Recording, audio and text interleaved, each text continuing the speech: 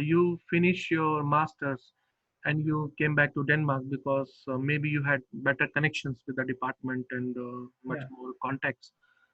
Then, w- how did you end up doing PhD? Can you just Okay. explain? So my like when I was doing my masters, my thought process was actually I wasn't looking for. I didn't think I would go end up in research. Mhm, But then while I was doing my master thesis, which was a very long affair, like because it like in mhm, TU Delft, we follow the TU Delft rules, and they have you need to give 9 months for your thesis. So it's normally the thesis in DTU is 30 European credits, but in TU Delft it's 45 European credits. mhm, So then during that, like I actually started liking research, and and I would say I was lucky because my like some things just fell into place. I just my professor, the professor with whom I did uh, was my master thesis supervisor.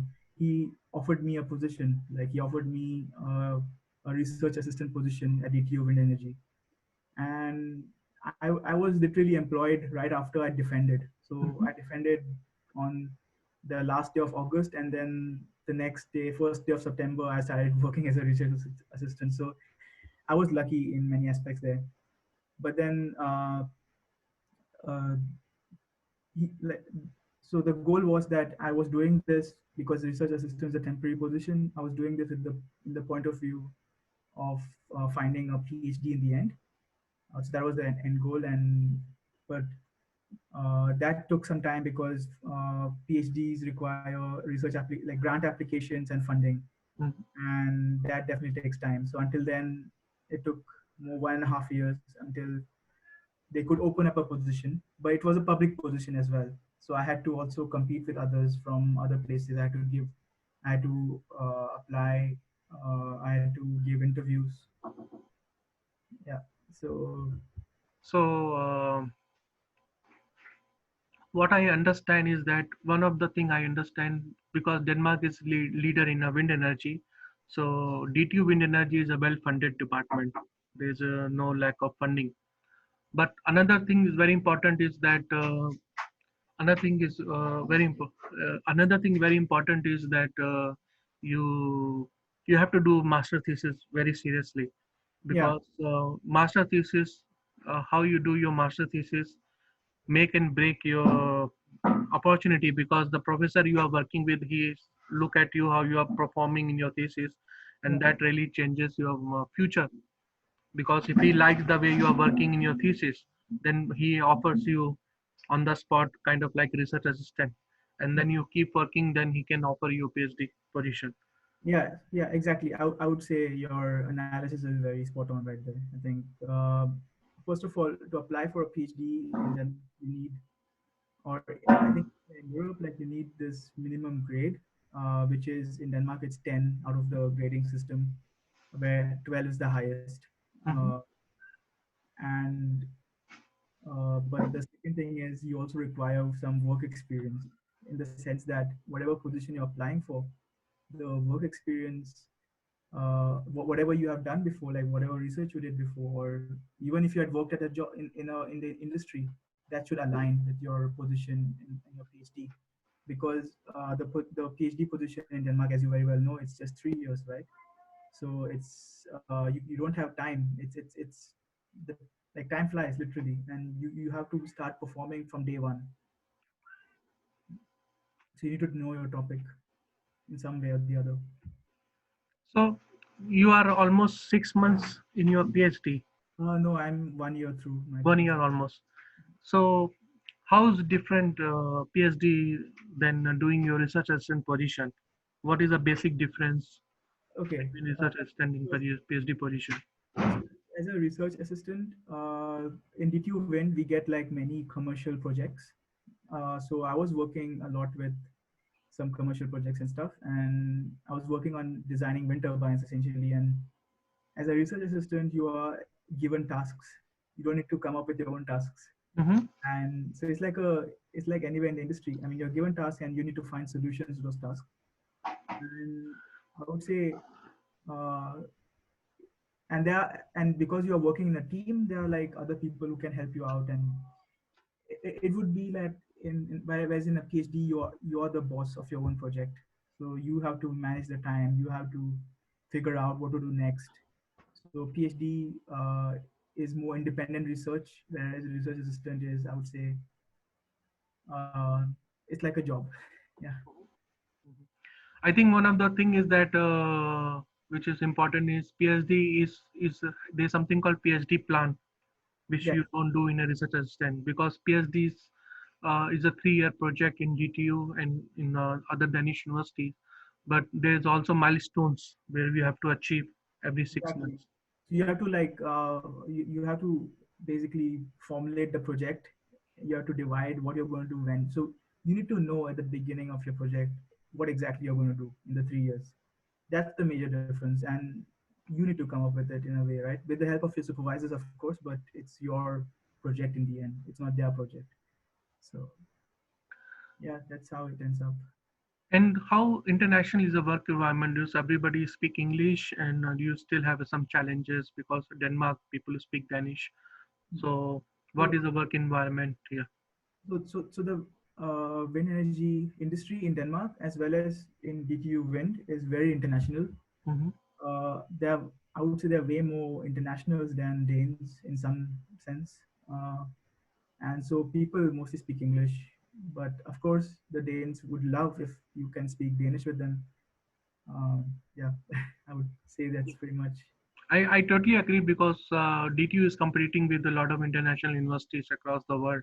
So that really brings them to include a lot of internationals, and DTU has a very international outlook, and I think it is also in a top 100 in technical university in the world at the moment. Yeah, yeah. I think like in engineering in Europe it's like top, or in the world it's like top 30 or something almost. Hmm. Top Yeah. 20. So wind energy, because it's a well funded, and DTU is one of the leading, one of the top five maybe in wind. So it's very competitive to get PhD position if you Yeah, are never did your masters. So what is your advice for people who are looking to apply for wind projects or PhDs in wind department? What should they focus on their application? right.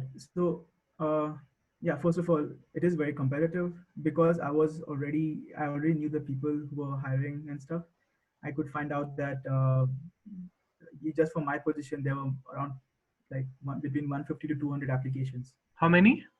150 to 200 applications. Okay. So, and I don't know how many of them were serious or not, but that's how competitive it is for every PhD position. Mhm. Um, and I would say that in terms of what one can do to apply, you need to play to your strengths.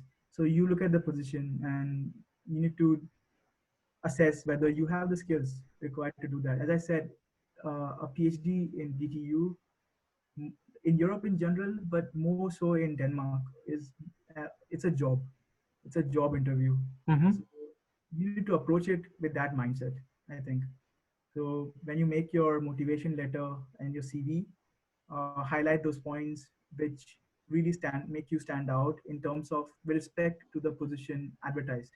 Mm-hmm. So the skills which are required in the position need to showcase your skills, showcase that your skills match those skills Mm-hmm. in your motivation letter and your CV.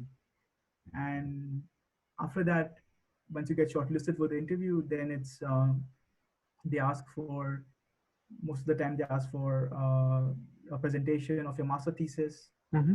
They'll ask some questions based on that, and they'll ask you other questions. Yeah. Okay. And recommendations also matters a lot. What kind of recommendation should it come from master professor, or if you have work experience, which one is more weightage? Have a more weightage. Uh, I would say either are equally good, but if you have recommendations saying that you have some experience in research, that would be even better. Okay. So let's say you had done a research internship and you had a very good time there and you have a good rapport with the professor, then you can get his or her recommendation, and Mm-hmm. it's yeah, that would go miles, much more than maybe the recommendation. But even the industrial recommendation, if you worked on some projects which are very relevant to your PhD, then that would also be very helpful. So it depends. But uh, yeah, but And when you get shortlisted, you hear from your supervisor. And how many rounds of interviews and what kind of interview? I mean, is it more technical interviews are there in PhD? So it's more personal based, just get to know you, and so they already made their so mind. in, yeah, so in general, like at DTU Win, at least it's they shortlist they'll shortlist like three candidates, 3 to 4 candidates, and then sorry, and then they would call them for interview. And Mhm, as far as I know, they also pay for the flight tickets and everything, and mhm. for some accommodation as well. And then they'll have a personal interview in at least pre-COVID times, and then they'll assess you based on that. It's just the motivation letter part and then the interview, and it's normally only one more round, I think. I mean, one of the thing I really, the thing you share is to consider PhD interview as a job interview, Yeah, and that mindset is very important to get through this. yeah, exactly. Yes, Okay. because they're not only looking for you being a brilliant researcher, but also like how well you play in the team environment. Because at least in DTU Wind, it's a very collaborative environment. Mhm, And you work with, even as a PhD, you are expected to work with on something we call mandatory uh, department hours. So mhm. that could be TA as a teaching assistant, or in with the wind energy department, it's mostly working on some projects, and so that means you become part of some teams, and you have to And collaborate. also one of the part is to do external stay, which is like mandatory for everybody Yeah. who's doing PhD. So where you are planning to go for your external stay? Have you decided yet? So it was decided that I would be going to the US, but now it's Mm-hmm. with the COVID situation, it's again uh, it needs to be reassessed. But the way the external stays are planned, either it's your research group trying to already having some connections with Mm-hmm. another research group, and they're trying to they get some projects together, and that they try to build a connection more deeper.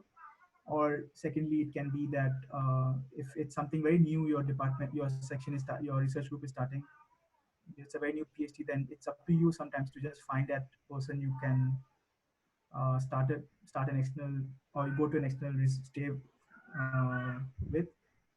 But it's mostly what the supervisors would be looking for is to form like a lasting connection.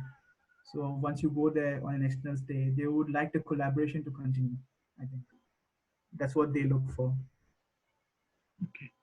I think you have shared quite a lot information to digest, and I think it's a lot of good points. And I'm very thankful to actually that it's a very valuable experience for everybody who's planning to apply in DTU Wind Energy because it's one of the best department and the wind energy research center in the world. And Definitely. I'm very very thankful, and I hope that information you share is this will be helpful for a lot of people to apply.